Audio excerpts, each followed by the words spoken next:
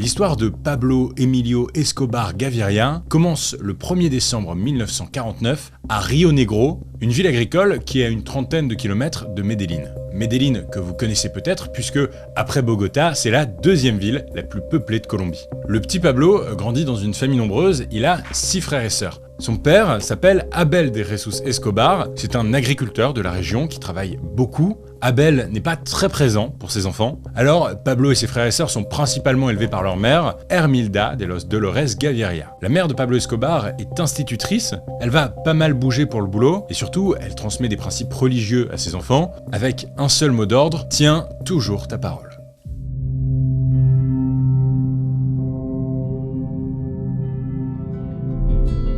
Je vous le disais, pour le boulot, Hermilda va un peu enchaîner les missions de prof pour les écoles du coin et va donc être forcée de déménager dans la région de Medellín. Et dans tous les villages dans lesquels la petite famille s'installe, les petits sont rapidement confrontés à un gros problème, la violence. La violence, c'est partout dans la région.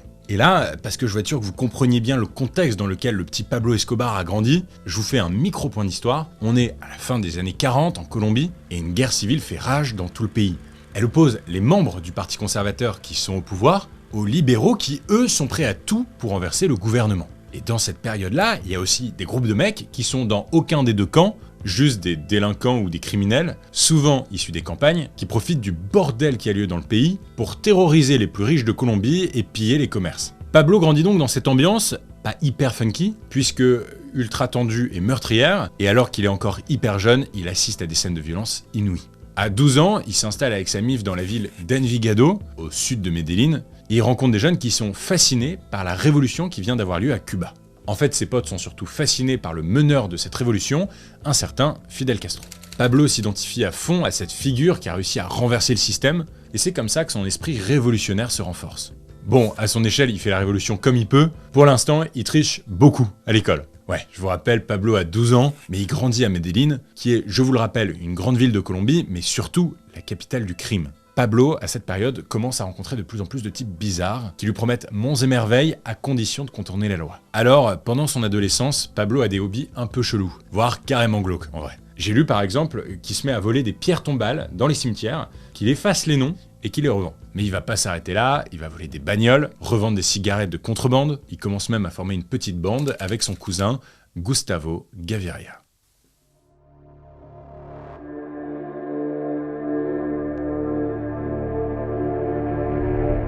Bon, j'avance un peu dans le temps, on est en 1971, Pablo a 21 ans et il commence à être de plus en plus populaire dans les rues de Medellín. Grâce notamment à un événement, en fait, Pablo Escobar revendique le meurtre d'un millionnaire qui vient d'être retrouvé étranglé dans la ville. Alors, on ne sait pas vraiment si Escobar est derrière tout ça, mais enfin, en revendiquant ce meurtre, il sait que c'est plutôt bon pour sa street cred et qu'il va se faire encore plus aimer des classes populaires. Les pauvres des quartiers populaires de Medellín voient en Pablo Escobar une sorte de Robin des Bois des temps modernes. Alors voilà, on est au début des années 70, Escobar est un criminel renommé, mêlé à des histoires de vol, de meurtre, de trafic de marijuana, et Pablo commence à entendre qu'aux États-Unis, les jeunes Américains commencent à se lasser progressivement de la weed. Les temps changent et les jeunes Américains commencent à se passionner pour des drogues plus fortes, notamment pour la cocaïne.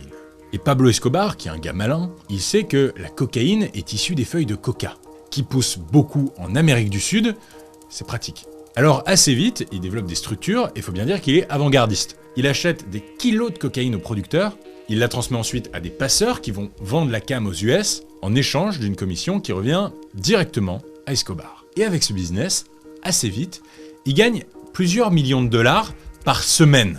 Oui, par semaine. Il faut dire qu'il a des méthodes pour le moins efficaces. Dès que quelqu'un le gêne, il le bute. Pablo Escobar est encore très jeune et il a déjà beaucoup de sang sur les mains. Alors pendant plusieurs années, Escobar développe ses activités criminelles et devient un peu le maître de la drogue entre la Colombie et les États-Unis. Il est tout puissant, tout le monde est à ses pieds, surtout les femmes. Le patron avait toutes les femmes qu'il voulait. À l'époque, il n'y avait que 2 types qui avaient un avion privé en Colombie, lui et un autre. Avec son avion, il allait cueillir les filles au Brésil et en Argentine. D'ailleurs, quand Pablo a 23 ans, il rencontre une très jeune fille, Maria Victoria Henao, très jeune, effectivement, car Maria a 12 ans. Pablo Escobar, quand il a 23 ans, sort avec une meuf de 12 ans. 3 ans plus tard, Maria et Pablo se marient, contre l'avis de la famille de l'adolescente, mais ils se marient surtout parce qu'elle vient d'avoir 15 ans et elle est déjà enceinte de lui. Ensemble, ils auront 2 enfants, Juan Pablo, qui est né en 1977, et Manuela, qui est née en 1984. Siempre ocupé mi rol de ama de casa, de cuidar a mis hijos y de educarlos. Mientras Pablo salía a hacer sus actividades. Bon, et comme pas mal de parrains de la drogue comme on peut les imaginer dans les films, Pablo Escobar est très famille. Il est prêt à tout pour protéger sa mère, sa femme et ses enfants. Bon, après, il passe quand même son temps à tromper sa femme avec des filles plus jeunes. Bon, j'imagine qu'à cette partie-là de l'histoire, on peut dire que Pablo Escobar est installé. Il a une vraie vie de famille, et ses activités dans la drogue n'arrêtent pas de grossir. Juste parce que j'ai trouvé ça dingue, en 1976, il a quand même développé, avec l'aide d'un associé qui s'appelle Carlos Leder, un énorme réseau de transport et de stockage de drogue aux Bahamas. Et pour ce faire, Escobar et Leder achètent une île. L'île, c'est l'île Norman's Cay, sur laquelle ils font construire un hôtel, des pistes d'atterrissage, des héliports et surtout des aires de ravitaillement en cocaïne. Au même moment, en Colombie, il développe ses propres labos de fabrication de coke. Bon, et je vous précise quand même que Pablo Escobar, qu'on appelle quand même le roi de la cocaïne, consomme, lui, en vérité, très peu. Sur certaines archives vidéo qu'on a pu retrouver, on peut même l'entendre dire que c'est un peu ridicule de consommer de la coke. Il faut être réaliste. Nous sommes en train de vivre la civilisation de la cocaïne. La cocaïne est en train d'envahir le monde. Pourquoi est-elle en train de l'envahir? Parce qu'elle est une drogue moins forte, moins nuisible que d'autres. Le problème des drogués est un problème de manque d'éducation et de discipline. C'est pareil avec l'alcool. Il n'y a aucune différence entre un homme couché sur le trottoir parce qu'il est ivre et un drogué. On est toujours en 1976 et il décide de passer dans une autre dimension. Il va s'associer avec d'autres narcotrafiquants, notamment avec son pote Carlos Leder dont on parlait avant, et tous ensemble, ils créent le fameux cartel de Medellín. Le cartel de Medellín, c'est une dinguerie, mais avant de vous en parler, si t'es nouveau ici, salut, je m'appelle Gaspard G, je raconte des sujets d'actualité et de société le dimanche soir sur YouTube. Vous êtes de plus en plus nombreux à regarder ces petits rendez-vous du dimanche soir et ça fait trop plaisir. Abonne-toi donc si c'est pas encore fait. On est presque 600 000 et je disais, Escobar et ses potes créent le cartel de Medellín et c'est une dinguerie.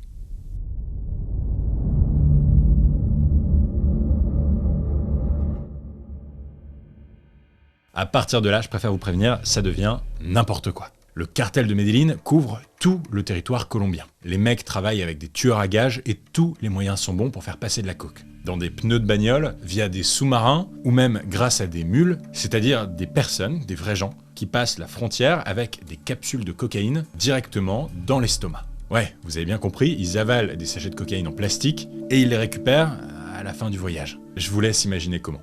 Ah oui, et info importante, le cartel travaille aussi avec la police, les juges et même les politiques. Faut bien comprendre que les hommes d'Escobar sont couverts par le gouvernement colombien qui autorise par exemple tous les vols illégaux d'avions ou d'hélicoptères qui appartiennent au cartel.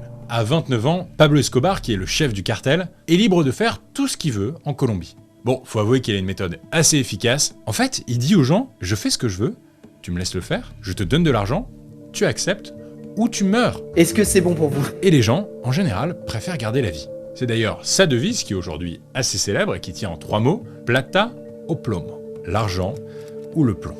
On est en 1979 et tous les membres du cartel de Medellín sont désormais milliardaires. Les mecs ont tellement de thunes qu'ils doivent cacher des billets un peu partout. Dans les murs, dans les matelas, sous les lits et même directement dans des entrepôts à cocaïne. Et dans un business où tout se fait quasiment que en cash, il y a quand même un souci. D'énormes quantités d'argent ont disparu à cause des rats. Eh oui, les rats finissaient par bouffer les billets. Petit point sur les parts de marché, à ce moment-là, le cartel de Medellín contrôle 80% du marché mondial de la cocaïne. Je vous l'ai dit, c'est une dinguerie et ça ne s'arrête pas là. C'est cette année-là que Pablo Escobar, qui se fait désormais appeler Don Pablo, se fait construire un domaine de ouf. Je sais pas si vous vous souvenez, mais il y a quelques mois, je vous avais fait une vidéo sur Michael Jackson où je vous parlais du domaine de Neverland. Bah là, c'est encore plus fou. Escobar se fait construire ce qu'il va appeler la Hacienda Nápoles à 100 km de Medellín. On est sur un domaine de 20 km², 20 lacs artificiels, 6 piscines, une piste d'atterrissage, mais aussi un zoo et une piste de karting. À l'entrée de la maison, il fait même installer comme un petit trophée une réplique de l'avion qui a servi pour son tout premier transfert de cocaïne vers les États-Unis. Dans sa baraque, Pablo organise des giga-fiestas avec l'élite américaine et colombienne à base de coke et d'alcool. À ce moment-là, le cartel de Medellín est à son apogée. Il génère plus de 25 milliards de dollars par an. Et en dehors de ces énormes fêtes, Pablo distribue publiquement une partie de son argent aux pauvres. Il fait construire des clubs de foot et plusieurs centaines de maisons. En fait, il a carrément créé un quartier qui s'appelle le Barrio Pablo Escobar. Bon, ce quartier n'est pas officiellement sur les cartes, mais il existe, bel et bien. Il s'est construit en totale illégalité, mais ça renforce encore plus l'image de Robin des Bois moderne de Pablo Escobar. Les riches le voient comme une menace, les pauvres le voient comme un héros. Nada ha cambiado. Todo sigue igual. La lucha del pueblo, la guerra del poderoso contra el débil. Évidemment, je vous rappelle quand même que c'est la vitrine fantasmée. Le mec est un narcotrafiquant, un tueur, responsable de milliers de morts, et pour ternir un peu plus ce tableau déjà très sombre, dans sa propriété, le baron de la drogue reçoit de plus en plus de jeunes filles mineures.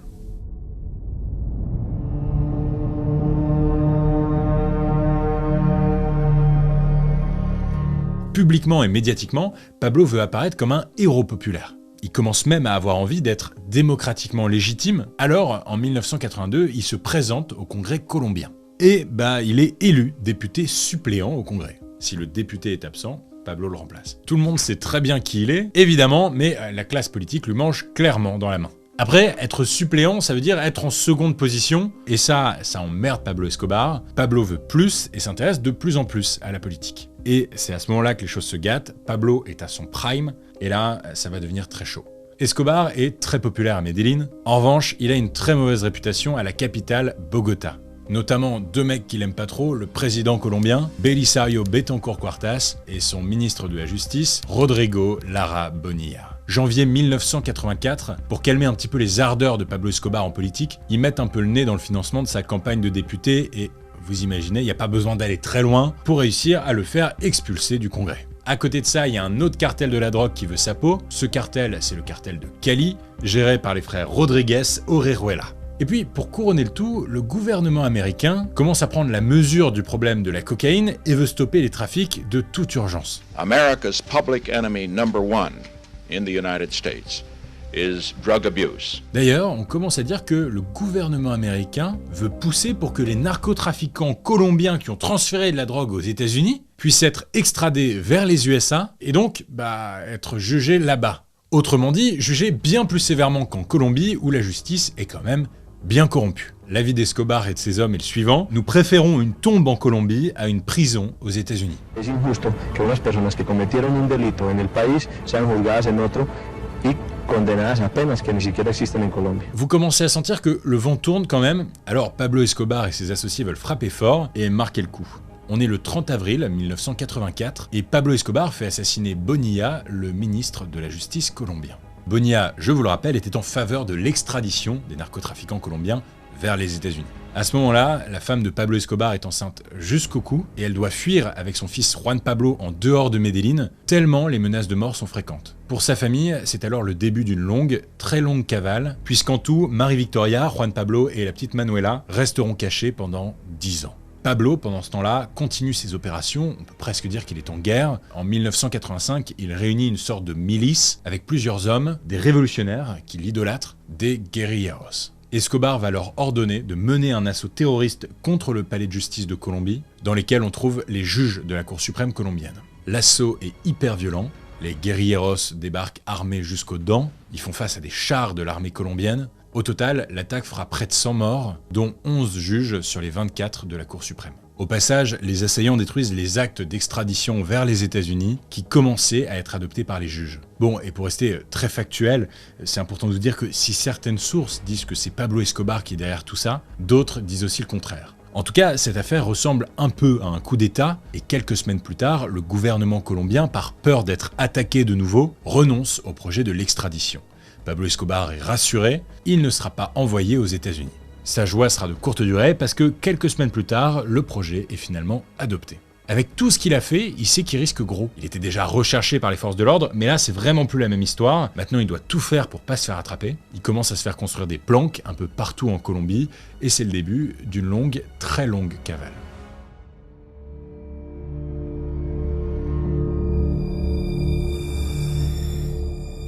Pablo Escobar devient l'homme le plus recherché de Colombie. Pendant plusieurs années, il arrive à esquiver les forces de l'ordre. Faut dire qu'il est pas mal aidé par des policiers déjà, qui travaillent pour lui, mais aussi par beaucoup de partisans, notamment dans les classes populaires, qu'il a beaucoup aidé. Si Pablo venait ici, il n'aurait même pas besoin de me demander l'hospitalité. Il est ici, chez lui, quand il veut. Et s'il vient chez nous, nous l'accueillerons à bras ouverts. Il est toujours le bienvenu. À chaque fois qu'une équipe part à sa recherche, il est prévenu. Escobar a toujours un coup d'avance sur les flics. La légende dit même que à chaque fois que la police arrive sur les lieux pour essayer de l'attraper, il tombe toujours sur une maison vide, bien rangée, le lit encore chaud, presque comme une provocation. Il y en a quand même un qui réussit à le trouver, et c'est un journaliste français, Tony Comiti. En 1988, les deux hommes se rencontrent dans la maison privée d'Escobar. Les images sont folles. Pour rappel, Escobar est toujours en fuite.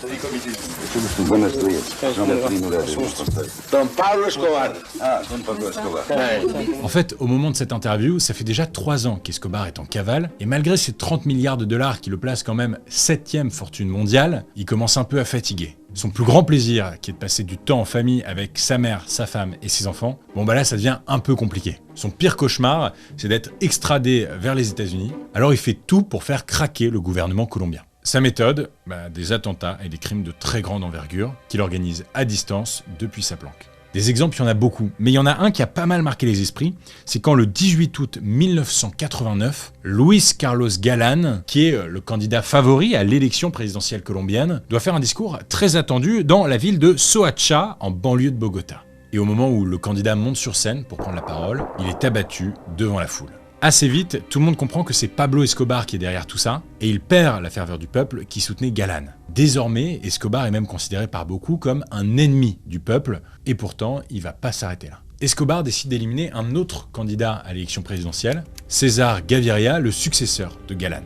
La méthode est sanglante, il sait que Gaviria doit prendre un avion le 27 novembre 1989, c'est le vol Avianca 203. Escobar fait placer une bombe dans l'avion, et seulement 3 minutes après le décollage, la bombe explose, en plein vol. L'attentat fait 107 morts pour rien, puisque le candidat Gaviria n'était même pas dans l'avion.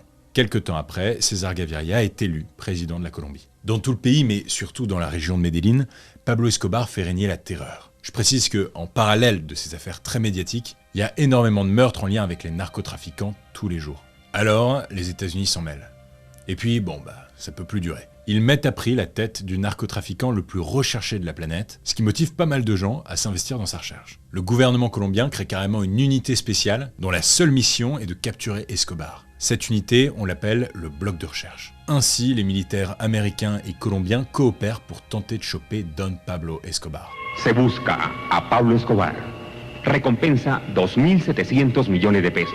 Progressivement, les taux se resserrent. Le bloc de recherche commence à tuer de plus en plus de proches de Pablo Escobar. Le criminel sent que ça commence à devenir un peu compliqué, alors il développe un plan. L'été 1990, Escobar fait kidnapper énormément d'enfants des familles les plus riches de Colombie. En gros, c'est une prise d'otage. Et il promet de les relâcher si les membres de ces familles riches militent pour faire supprimer les traités d'extradition. Escobar ne veut vraiment pas aller aux States. Et encore une fois, ces méthodes ultra-violentes paient. Les personnages les plus puissants de Colombie font pression sur le gouvernement qui finit par abolir les contrats d'extradition. 1 an plus tard, on est en 1991, Don Pablo est donc certain qu'il ne sera pas envoyé dans une prison américaine. Alors, pour enfin arrêter sa cavale, il se livre aux autorités colombiennes et avoue certains crimes, mais vraiment pas tous. En estos momentos históricos de entrega de armas de los guerrilleros y de pacificación de la patria, no podía permanecer indiferente frente a los anhelos de paz de la enorme mayoría del pueblo de Colombia. Pablo Escobar Gaviria.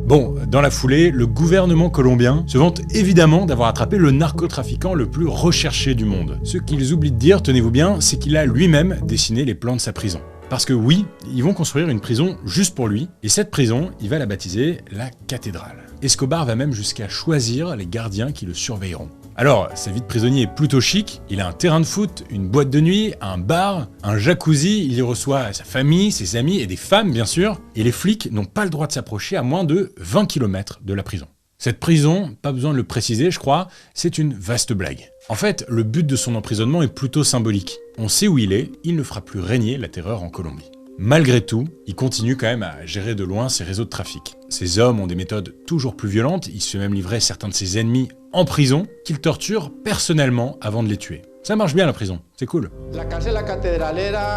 La prison de la cathédrale, c'était le QG de la délinquance. Le centre du trafic de drogue, et le gouvernement le savait pertinemment. Comme tout le monde a conscience que cette prison est une vaste blague, en 1992, le gouvernement colombien commence à se dire que ce serait pas mal de serrer un peu la vis. Alors le président Gaviria, le même qu'il avait voulu assassiner, décide de transférer Pablo Escobar dans une autre prison. Une vraie prison cette fois. Tout ça remonte jusqu'aux oreilles de Don Pablo. Quand il l'apprend, il est hors de lui, hors de question de perdre son confort. Alors, il s'évade. Bon, d'un autre côté, c'est pas très compliqué quand on sait que les flics n'ont pas le droit de s'approcher à moins de 20 km de la prison. Pablo Escobar est donc de nouveau en liberté. Mais il n'a jamais été aussi seul, sa famille est cachée, ses collaborateurs ont peur de se faire choper s'ils traînent avec lui. Bref, Pablo est en cavale, il sait qu'il pourra pas discuter une nouvelle fois avec le président Gaviria. Il tente un dernier coup pour tenter de faire peur au gouvernement colombien. Le 30 janvier 1993, Pablo Escobar fait déposer une bombe en plein centre-ville de Bogota. Le bilan est lourd, une vingtaine de morts et 70 blessés. C'en est trop pour le peuple colombien, qui vit dans la terreur des attentats des narcos depuis plus de 10 ans. À l'apogée de l'ère Escobar, Medellín, c'est une no-go zone. Le type est un dangereux, il a fait tuer au cours de sa vie plusieurs milliers de personnes. Et après cette attaque sur des civils en 93, le peuple colombien commence à se dire que si la police n'arrive pas à choper Escobar, ils vont s'en charger eux-mêmes. C'est comme ça que naît Los Pepes. C'est l'acronyme des persécutés par Escobar. En gros, c'est une milice composée de ses ennemis venus de tous les milieux. Il y a des gens dont Escobar a tué des proches, des conservateurs d'extrême droite, des militaires, des membres du cartel de Cali, vous savez, c'est le cartel rival de celui de Medellín, et même des anciens du cartel d'Escobar qui ont finalement retourné leur veste. Los Pepes sont complètement déchaînés et éliminent de plus en plus de proches de Pablo Escobar. En parallèle, les services secrets américains et la police colombienne lancent l'opération Heavy Shadow, dans laquelle ils multiplient les arrestations des anciens associés d'Escobar. Au total, il y a eu plus de 20 000 perquisitions. À l'époque, à Medellín, il y avait plus de 1500 hommes à nos trousses. Des Israéliens, des Anglais, des Américains, les services secrets colombiens, la CIA, la DEA, la section de recherche. Et j'en oublie sûrement. Tout le monde nous pourchassait. Les mecs utilisent les mêmes méthodes qu'Escobar. Ils font carrément exploser à la bombe des immeubles qui lui appartiennent. Ils tuent ses chevaux, des gens de sa famille. Ça y est, ça sent la fin.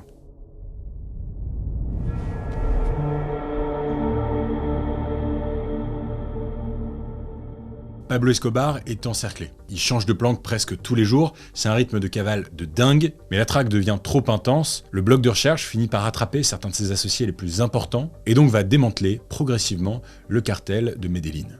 Voilà, Pablo se retrouve bien seul, plus les semaines passent, plus sa famille lui manque. Il les appelle de temps en temps, très brièvement, et la règle de la cavale, c'est de le faire toujours en mouvement, pour pas se faire choper. Escobar a un téléphone portable, ça paraît pas dingue aujourd'hui, mais on est en 93, en même temps, dois-je rappeler qu'il est multimilliardaire. L'objectif, ne pas se faire repérer, il sait qu'il est sur écoute. Le 1er décembre 1993, Pablo Escobar fête ses 44 ans, caché, seul. Le lendemain, le 2 décembre, il veut parler à sa famille.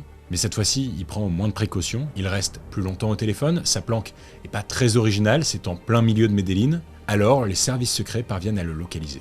Les forces armées s'y rendent direct et ils sortent l'artillerie lourde, la maison est totalement encerclée. Pablo Escobar est pris au piège. Les militaires entrent dans la maison sans trop de difficultés. Ils tuent d'abord le garde du corps de Pablo Escobar. Dans la frénésie du moment, Escobar tente une dernière action. Il sort de sa maison par la fenêtre, monte sur le toit. Avec un pistolet dans chaque main, il tire dans tous les sens en hurlant et en insultant la police. Et puis, ce qui devait arriver arriva. Pablo Escobar se prend 3 balles, une dans la jambe, une dans le ventre, une dans l'oreille. Pablo Escobar ne tuera plus. Le parrain de la drogue a été tué par les policiers à Medellín en Colombie. Après 18 mois de traque, le plus grand narcotrafiquant de l'histoire meurt sur le coup, la tête écrasée contre les tuiles du toit. Dans la foulée de cette élimination, les militaires, très fiers de leur coup, se prennent en photo avec son cadavre. Dès le lendemain de sa mort, le 3 décembre 1993, c'est la folie dans les rues de Medellín pour les funérailles de Pablo Escobar. Plus de 10 000 personnes assistent à cet événement historique, et quand beaucoup se réjouissent de sa mort, d'autres continuent à le célébrer. D'ailleurs, c'est marrant parce que, encore aujourd'hui, Pablo Escobar, c'est quelqu'un de très controversé. Il fascine autant qu'il terrorise. Ce qui est certain, c'est qu'il ne laisse personne indifférent. Il suffit de voir l'incroyable succès de la série Narcos. L'histoire de Pablo Escobar, c'est l'histoire d'un petit délinquant devenu le plus grand narcotrafiquant du monde, jusqu'à se hisser 7e fortune mondiale et dont l'héritage se cache quelque part, on ne sait où. L'histoire de Pablo Escobar, c'est l'histoire d'un homme proche du peuple qui a construit sa propre légende. C'est une histoire pleine d'ambivalence et de zones cachées. L'histoire de Pablo Escobar, c'est aussi celle de la cocaïne, au cœur des relations entre les deux Amériques, celle d'une violence extrême au service d'un business complètement fou. C'était l'histoire de Pablo Escobar.